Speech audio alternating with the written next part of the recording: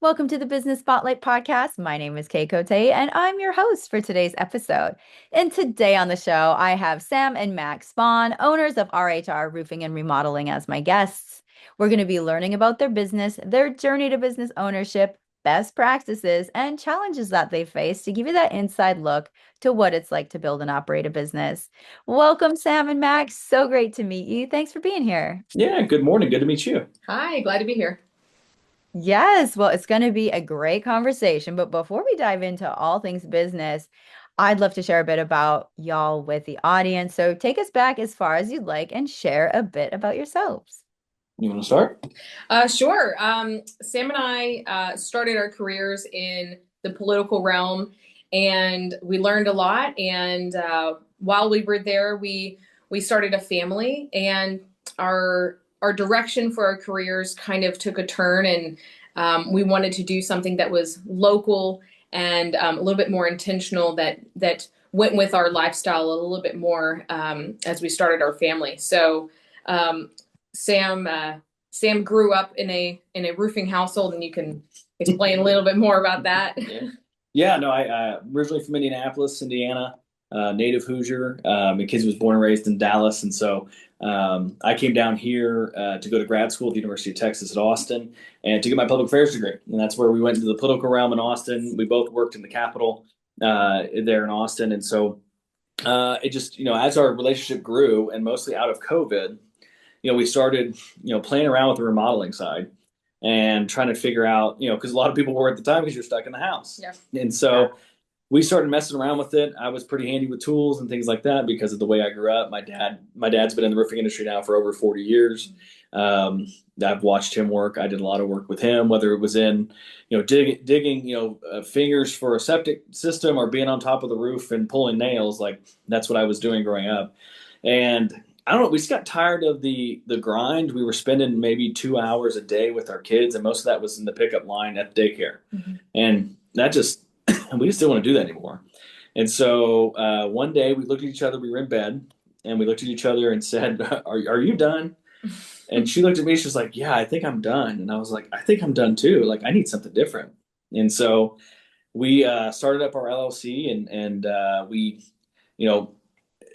had no idea what it was like to run and operate a business. Now, I was COO of a firm in Austin, Mm-hmm. and I had a lot of partners and I had a lot of help, and I had an apparatus that was there before I even showed up a decade ago that I could fit into. This was now, we're ground floor. Like, we're building a foundation, and we were going into an industry which in Texas, especially in Central Texas, is so highly competitive. And there are a lot of folks that are dishonest and folks that don't show up on time and things. And we thought that our unique skill set would fit in this industry because we were going to be honest. We were going to lead with integrity. We were going to show up when people called.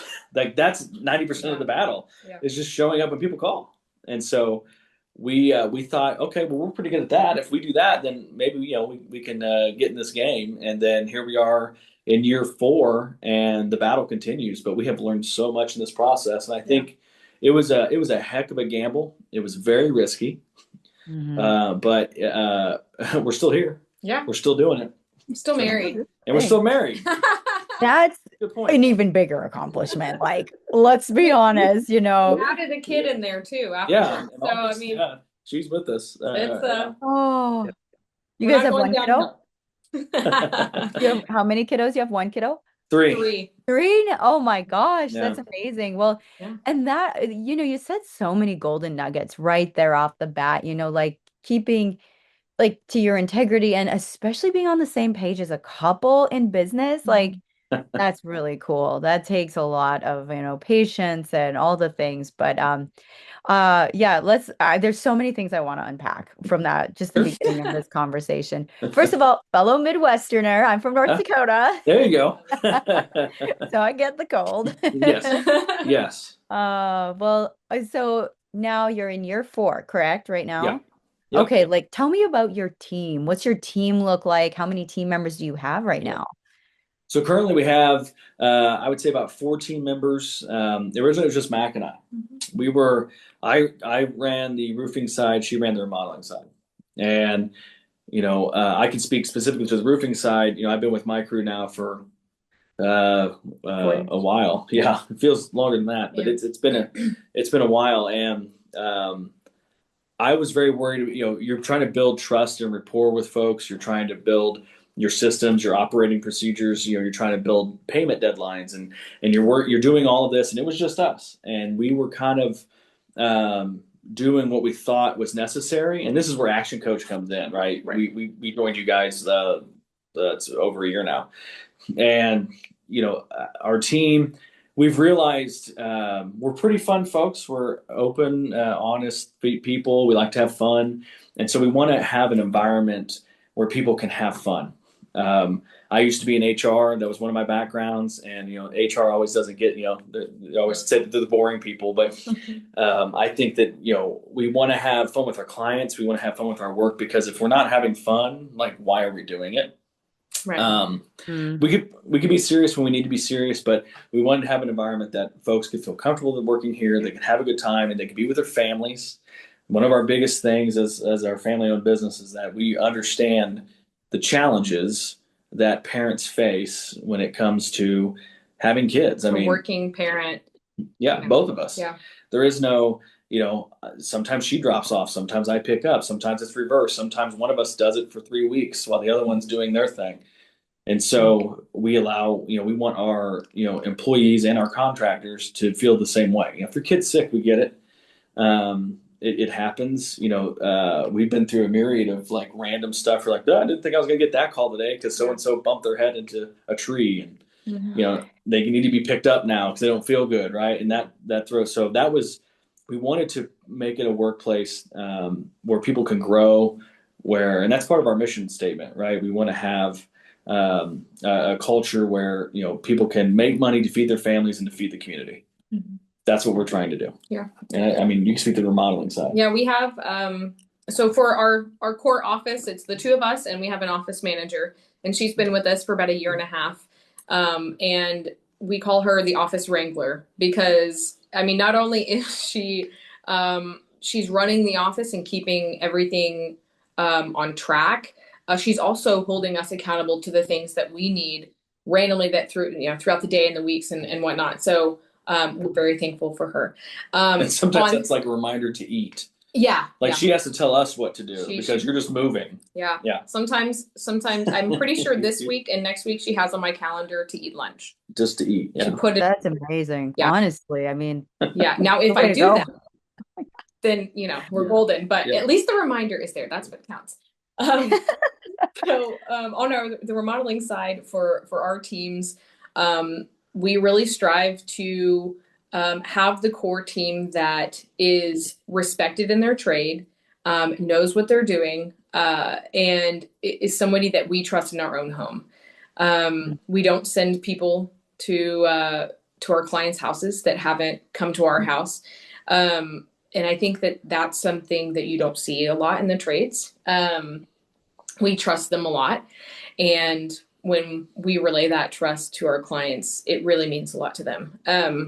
The main crew that I've been working with on the remodeling side has been, we've had them on our teams in RHR for 4 years. We met them before RHR. Right, but we had them working, in our own home. Yeah. They helped us remodel, do some remodel stuff in our home during COVID, and then we moved and they did a bunch of stuff in our new house. And so that relationship was built prior to us starting the company, but it made us feel more comfortable moving forward and growing. So it's a very small team that we have here.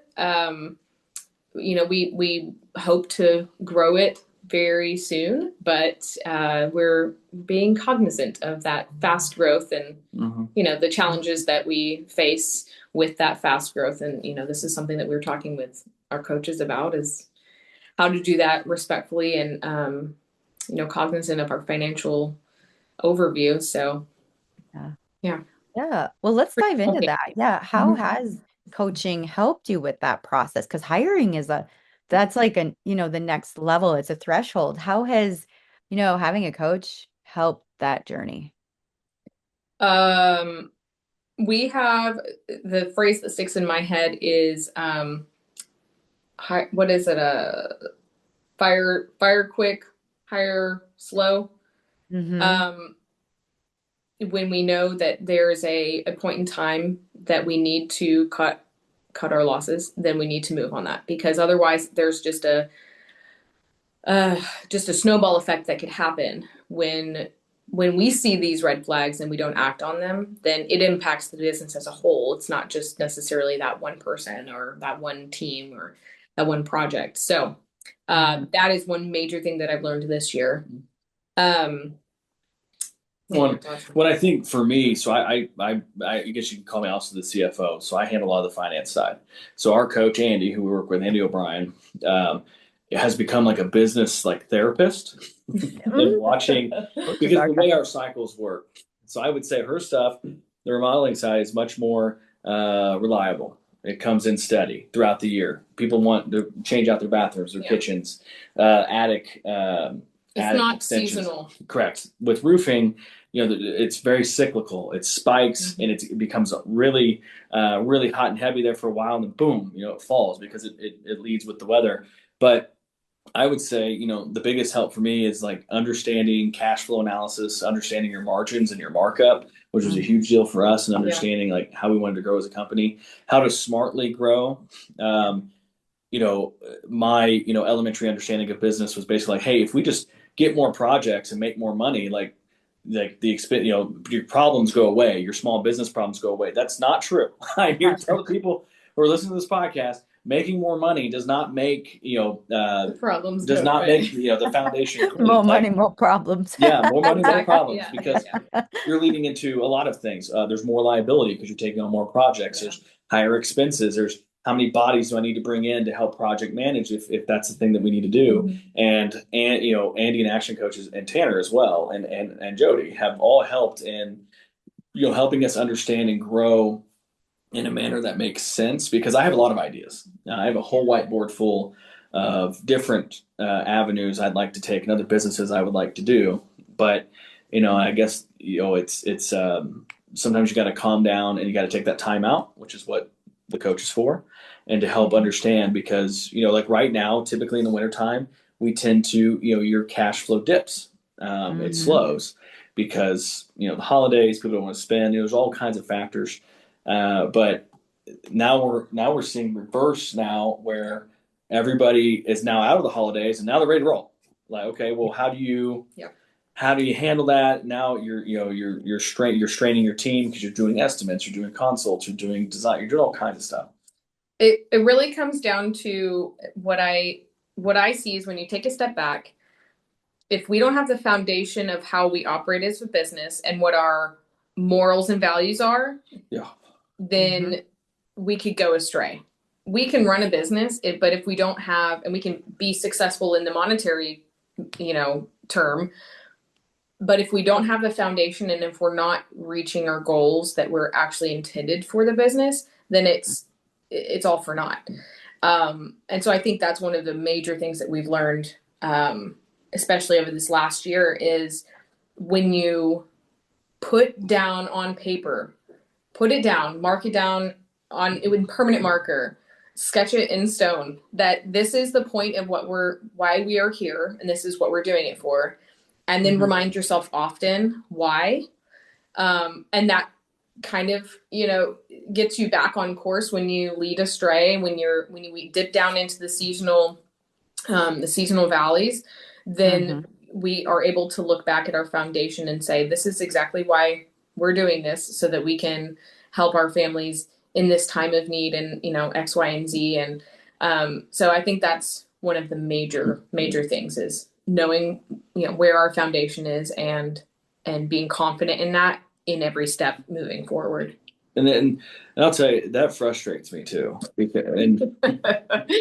Because okay, elaborate, please. Yes, because there is so much temptation in the trades, whether it's remodeling or roofing. There are a lot of bad actors out there. It's just and we all have that story, and we've dealt with them, and we've come in behind them. There are ways that you see people cut corners, or that they cut your knees out from under you, and when you're in the bidding process, I want to know what what her thought of the trades. When you think about having a remodeling project or having your roof done, like what is the first thing that comes to mind when if you would have to deal with that? Is it a good or a bad thought? It's interesting because I've seen both sides, right? Yeah. But I've heard some horror stories from like one of my good friends. He recently told me a horror story about how the contractors walked off his remodel. Like they just left and took the money, didn't Yeah. finish the job. He ended up having a whole bunch of stuff stolen because it was open. His home was open. Oh, And it's just been a nightmare for him. So, but then I've heard both sides. It's like, but I could see that there's bad actors in every industry, yeah, and I could Yeah. see like there are those bad actors out there. And then that's Yeah. where when you're on the other side of that, on the as the, someone trying to build a reputable business, it can be challenging because yeah, you're Yeah. fighting against those horror stories. yeah. Yeah. And those are the stories that are more told than not, right? You don't hear a ton of people boasting about, oh my gosh, I had the best experience with this kitchen remodel. It's that's not super fun to talk about, right? Nobody gossips about a good kitchen remodel. It's always about, oh my gosh, this contractor stole this and they weren't on time. So I think that, we have had that in the past ourselves. And every time we go into a project, our goal for our clients and for everybody who's associated with us is to have a better vision of the trades by working with us. I Yeah. would rather our clients have even 1% better experience than they did the last time, because that squeaky wheel doesn't need the grease when, we want to make a better name for the trades than it Well, has been. one thing I would point out too that coaching has helped us realize when we went in, I think we went with the naive notion that all trades operate and function the same way. If you just put a Mm. set of rules on them, Yeah. they will operate the same way. I will say that the way that your culture acts, yes, Yeah. those can be replicated in both sides. The remodeling, the roofing side, having an open environment where people can have fun, can do serious work, and feed their families. That stuff's real. Right. What we have found out though is that our two sides operate incredibly differently. Mm-hmm. She spends 6 to 8 weeks in a house. I spend a day. But I'm doing 6 to 8 weeks worth of work on the back end with like insurance companies. Mm-hmm. She's I'm more cyclical. She's more routine. The way that the client interfaces with us is completely different. Hers is a lot of minutia. She's getting deep into the weeds. What color tile? It's very emotional. How's the offset? Oh, yes. Oh Home yeah, remodels, I can yes, So imagine yes, it's details and oh it is lots of wild. So communication. Yeah. Yeah. I And mean like roofing, you're like you pretty much you go in, get the job done, where remodel, yeah, you're probably working with, yes, I mean, more than likely wife of the family, like, all yep. right, this tile, this flooring, I mean. yeah. Yeah, yeah, it's wild. And you know what's fascinating too on the roofing side? I deal more with the wife as well on the roof side. Interesting. Yeah, Yeah. Okay. then and usually it's because we're dealing with insurance, but also like the color of the roof, with the color of the gutters, Mm, things like Mm. that. yeah. And so that's been fascinating to work through. But what I've realized is the way that she takes in a client when she does her client intake is different than the way I take in a client. The way my money moves is different than her. She has 18 vendors, I have three, and so we Yeah. could not put the same apparatus on both of them, and that has been incredibly challenging and frustrating because my money moves quicker, hers moves slower. And so, we have to use different sides of our brains to make Yeah. it work. And it's working and we're learning better about because we're testing and measuring. That's all we do in coaching, right? Test and Yeah, measure. testing and measuring is a big one with action That, coach. And Yeah. that really gives you those litmus tests of like, okay, this is working. This needs to pivot. This needs, and yes. that like, how has that helped you not only in business as business partners, but as a couple? I'm Yeah. sure. Yeah. Yeah. I mean, I We learn differently. we Okay. are unique. Yeah. And we deal with a lot of action coach folks that are husband wife teams. You deal with Yeah. a lot of that in there. But I mean, I'm the most blessed man in the world to be able to have Oh. Mackenzie Oh, as my wife and my partner. It's true oh, because I it is. love you guys. Oh my I mean, gosh. you won't believe like how many couples we work with, like in their homes, And they will always tell us, man, I don't know how you do it. I could never work with my, significant other. And I get that. And that's normal. That's totally fine. But they're not perfect like us. but it's by no means. That was since love you. Oh my gosh. Since day one, it's just Yeah. it's worked. We respect each other. We can be brutally honest with each other, and it does not offend us. Mhm. I can't say that about other relationships that I have with friends. Like if they say something that hurts my feelings, like it'll hurt. Right. With her, it's a different. Like if I'm being mean, I'm having a day right where nothing's working, nothing's moving, everything's hard. Like why is it doing this thing?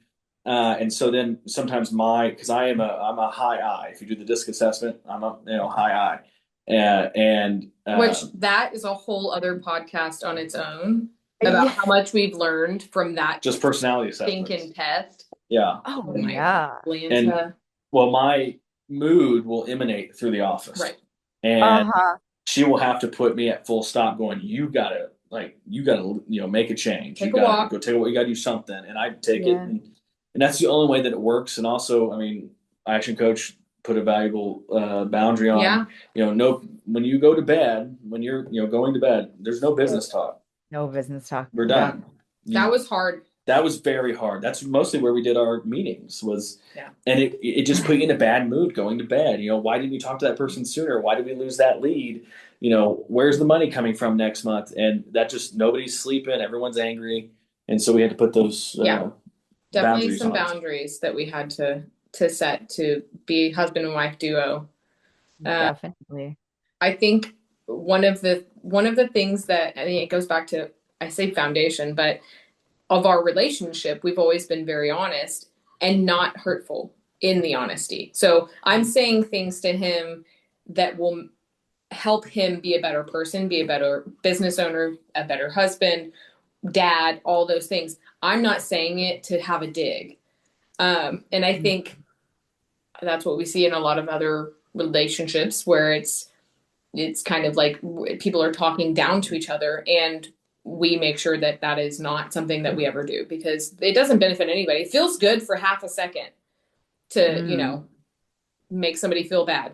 And then it's immediate remorse. Like, why? He's my business partner. How is that helping me at all?